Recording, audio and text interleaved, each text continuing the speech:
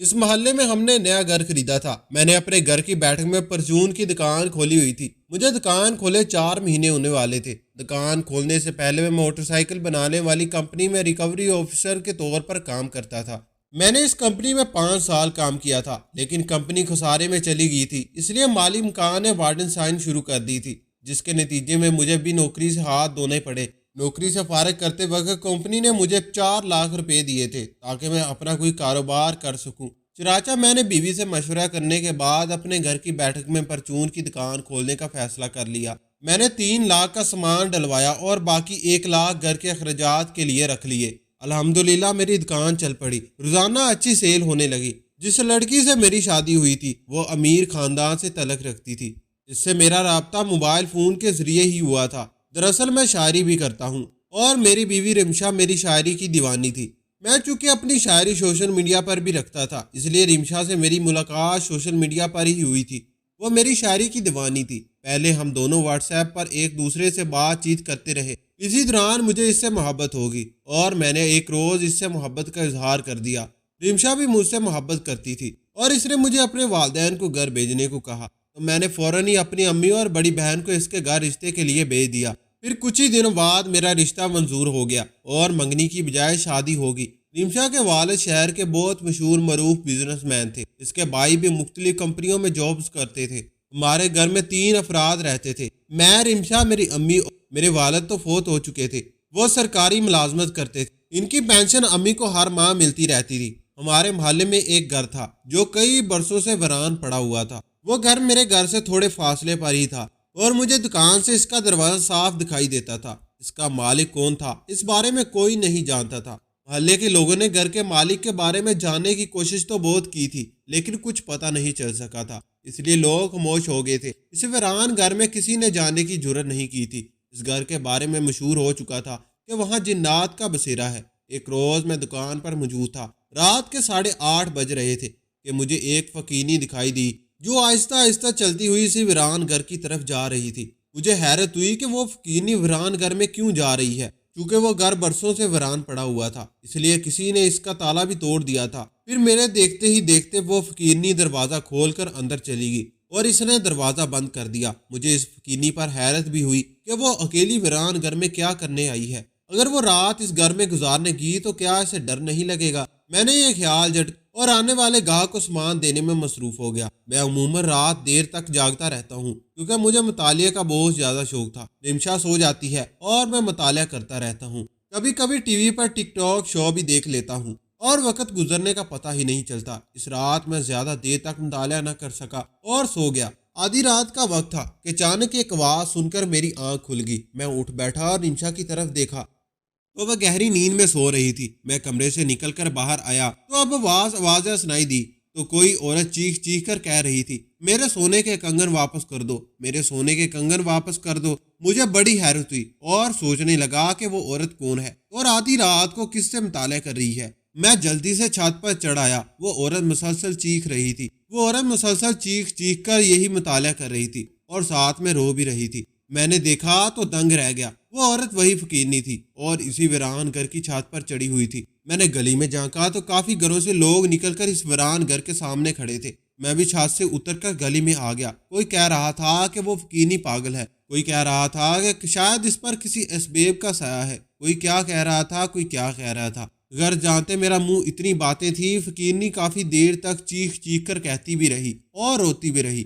بہت سارے لوگ اپنے گھروں میں چلے گئے، میں بھی اپنے گھر میں آ گیا۔ رمشا ابھی تک سو رہی تھی، میں بھی بستر پر لیٹ گیا۔ فقیرنی کی آواز ابھی تک سنائی دے رہی تھی، پھر یکدم وہ خاموش ہوگی۔ میں کافی دیر تک اس فقیرنی کے بارے میں سوچتا رہا، پھر میں بھی نیند کی وادی میں اتر گیا۔ فجر کی نماز پڑھنے کے بعد میں نے دکان کھولی اور گلی میں جھاڑو دینے کے بعد میں اپنی کرسی پر بیٹھ گیا۔ میں روزانہ فجر کی نماز کے بعد دکان کھول لیتا تھا۔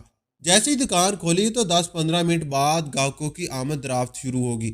تقریباً 7:15 بجے کا وقت تھا جب میں نے ویران گھر کا دروازہ کھلتے ہوئے دیکھا۔ میری نظریں اسی دروازے پر جم کر رہ گئی۔ لمحہ بھرنے کے بعد وہی فقیرنی نکلی تو اسے دیکھ کر میں حیران رہ گیا کیونکہ وہ دلہن بنی ہوئی تھی اور اس کے چہرے پر مسکراہٹ تھی۔ پھر اس نے دروازہ بند اور پھر بڑے ناز سے چلتی ہوئی میری دکان کے سامنے سے گزر گئی۔ میں ایسے اسی وقت دیکھتا رہا جب تک وہ نظروں سے اجال نہ ہوگی۔ میں نے طویل سانس لی اور اپنی دکان میں چلا آیا۔ اس روز کے بعد وہ فقینی دوبارہ دکھائی نہ دی، لیکن میں یہ سوچنے پر مجبور تھا کہ اس فقینی کی آدھی رات کو چھت پر چڑھ کر کیوں رو رہی تھی اور چیخ چیخ کر کہہ رہی تھی کہ میرے سونے کے کنگن واپس کر دو۔ میں نے اس بارے میں رمشا کو بتایا تو وہ بھی حیران رہ گئی۔ ایک ہفتہ گزر گیا لیکن وہ فقینی دوبارہ دکھائی نہ دی، لیکن جیسے ہی دوسرا ہفتہ گزرا تو میں نے اسے فقینی کو شام کے وقت دیکھا۔ وہ میلے کچرے لباس میں ملبوس، ہاتھ میں کشکول تھامے اسی ویران گھر میں چلی گئی۔ مجھے لگا کہ آج رات وہ پھر پہلے والا تماشا کرے گی، اس لیے میں نے اس رات سونے کی بجائے جاگتا رہا۔ پھر جیسے ہی آدھی رات گزری تو اسی فقینی کی آوازیں گونجنے لگی۔ وہ روتے ہوئے کہہ رہی تھی کہ میرے سونے کے کنگن واپس کر دو، میرے سونے کے کنگن واپس کر دو۔ میں جلدی سے گھر سے باہر آ گیا۔ محلے کے لوگ جمع ہو چکے تھے اور اس فقینی کو نیند چمکنے اس خراب کرنے پر بھلا کیا کہہ رہے تھے۔ مجھے بھی اس فقینی پر بہت غصہ آ رہا تھا۔ ایسے آدھی رات کو ایسا تماشا کرنے کی کیا ضرورت تھی؟ کہیں وہ واقعی پاگل تو نہیں تھی یا اس پر اسبیب کا سایہ تو نہیں تھا؟ کافی دیر تک وہ فقینی یہی تماشا کرتی رہی اور پھر جب چپ ہوگی تو اس کے بعد چپ ہوتے ہی محلے کے لوگ اپنے اپنے گھروں کو لوٹ گئے۔ میں بھی اپنے گھر آ گیا۔ رمشا بھی فقینی کی آواز سن کر جاگ گئی تھی، البتہ میری امی اپنے کمرے میں تھی کیونکہ وہ جوڑوں کے درد میں مبتلا تھی، اس لیے اپنے کمرے سے کم ہی نکلتی تھی۔ رمشا نے مجھ سے اس فقینی کے بارے میں پوچھا تو میں نے یہی بتایا کہ شاید وہ اب نارمل ہے۔ صبح میں نے وہی منظر دیکھا جو پہلے دیکھا تھا۔ وہی فقینی ویران گھر دلہن بنی نکلی تھی اور چلی گئی تھی۔ اسے دیکھ کر لگتا نہیں تھا کہ یہ فقینی ہے جس نے میلا کچلا لباس پہنا ہوا تھا، جس کے سر کے بال کچڑی بنے ہوئے تھے اور پیروں میں ٹوٹی پھوٹی چپل تھی۔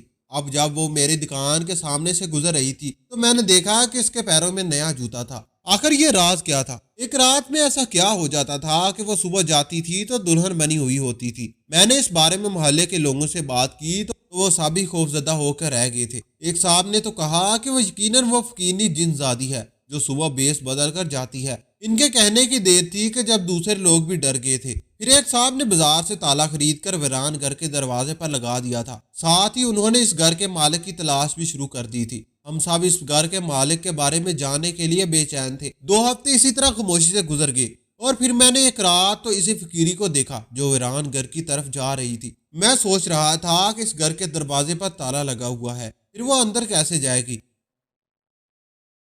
یہ دیکھنے کے لیے میں ایک جگہ چھپنے لگا تھا کہ فقینی نے اپنے لباس میں سے چابی نکالی اور تالا کھول کر اندر چلی گئی۔ میں آنکھیں پھاڑے دروازے کو تکتا رہ گیا۔ مجھے یاد ہے کہ اس تالے کی چابی کامران صاحب کے پاس تھی جنہوں نے تالا لگایا تھا، پھر اس فقینی کے پاس چابی کیسے آ گئی؟ یہ سوچ کر مجھے اپنا سر درد سے پھٹتا ہوا محسوس ہوا۔ میں نے دکان بند کی اور کمرے میں چلا گیا۔ رمشا نے جب مجھے پریشان دیکھا تو وہ فوراً میرے لیے چائے بنا لائی۔ میں نے اسے ساری بات بتا دی تو وہ بھی حیران ہوگی۔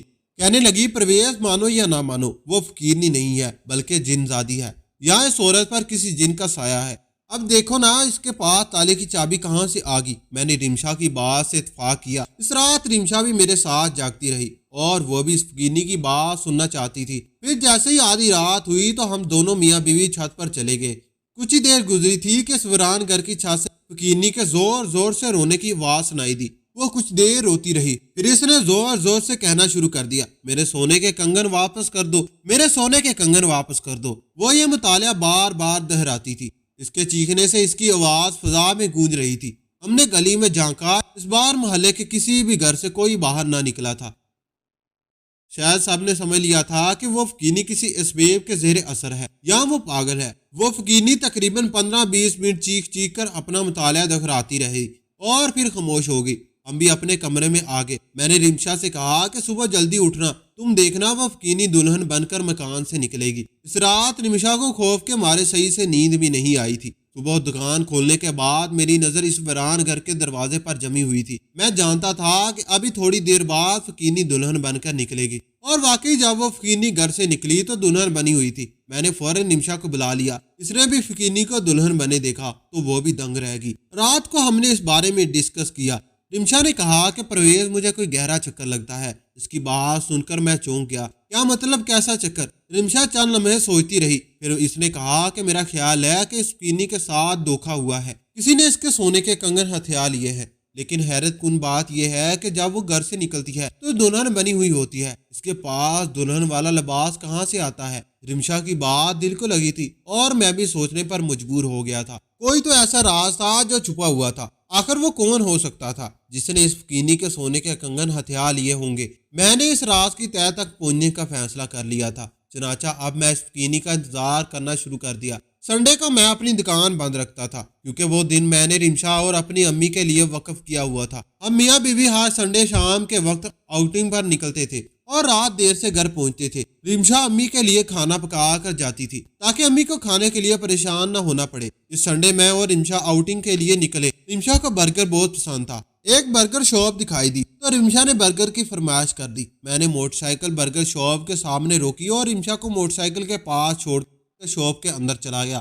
کچھ ہی دیر بعد میں برگر بنوا کر واپس آیا تو میں نے دیکھا کہ رمشا پریشان تھی۔ میں نے برگر اس کے حوالے کرتے ہوئے پوچھا تو اس نے بتایا پرویز میں نے برگر اس کے حوالے کرتے ہوئے پوچھا تو اس نے بتایا پرویز میں نے ابھی اسی فقینی کو دیکھا ہے جو اس ویران گھر میں آتی ہے اور چھت پر چڑھ کر شور مچاتی ہے۔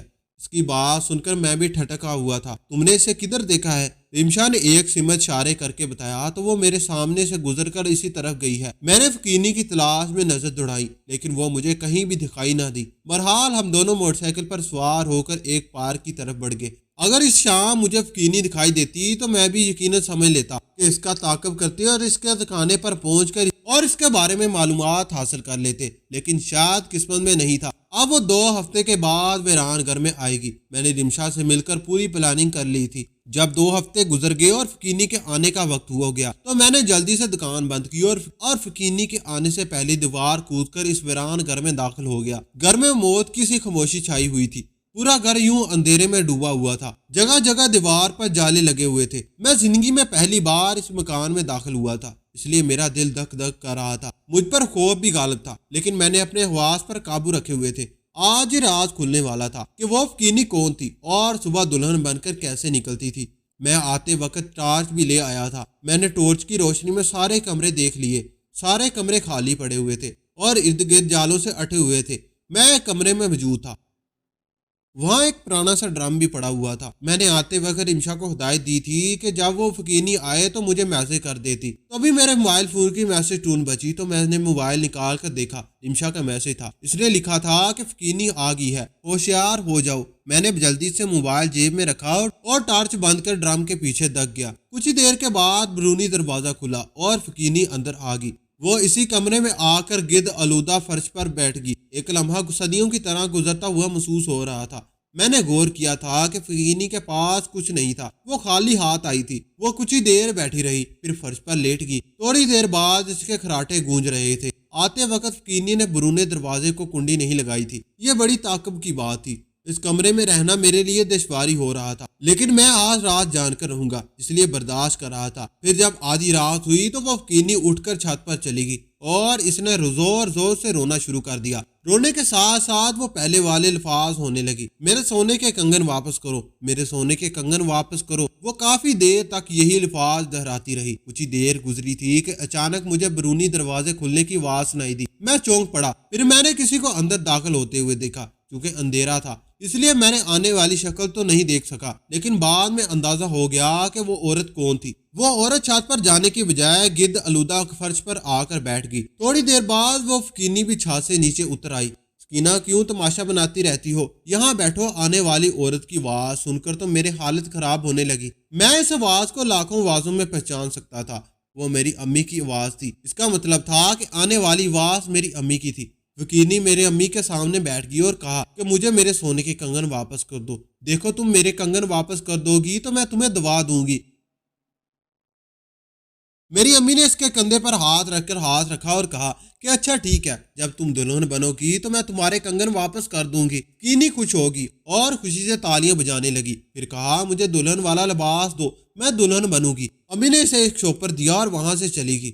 فقینی شاپر کو کھول کر دیکھنے لگی اور خوشی سے بڑبڑا رہی تھی۔ وہ کیا کہہ رہی تھی مجھے کچھ سنائی نہیں دے رہا تھا کیونکہ میرا دماغ تو امی کی طرف اٹکا ہوا تھا۔ اس کا مطلب تھا کہ امی ہی اسے دلہن والا لباس دیتی تھی۔ وہ صبح فقینی دلہن بن کر جاتی تھی۔ وہ فقینی کون تھی اور امی اسے کیسے جانتی تھی؟ یہ کیا راز تھا؟ میں ایک بار پھر چکرا کر رہ گیا تھا۔ اب اس راز سے امی ہی پردہ اٹھا سکتی تھی، اس لیے میں چپکے سے کمرے سے نکل کر اپنے گھر آ گیا۔ رمشا میرے انتظار میں جاگ رہی تھی۔ میں جیسے ہی گھر میں داخل ہوا تو وہ تیزی سے میرے پاس آئی اور پوچھا کیا پتہ چلا؟ پرویز کون ہے وہ فقینی اور اسے دلہن والا لباس کون دیتا ہے؟